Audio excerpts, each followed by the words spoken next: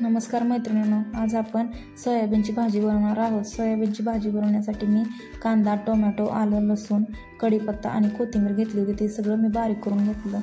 बारीक करून घेतल्यानंतर कढईमध्ये भाजायला टाकलं। चांगलं भाजल्यानंतर थोडंसं त्यामध्ये एक पळी तेल ओतून घ्यायची।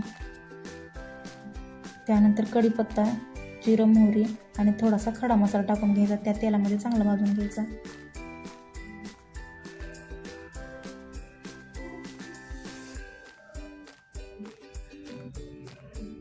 त्यानंतर घरचं तिखट टाकून घ्यायचं।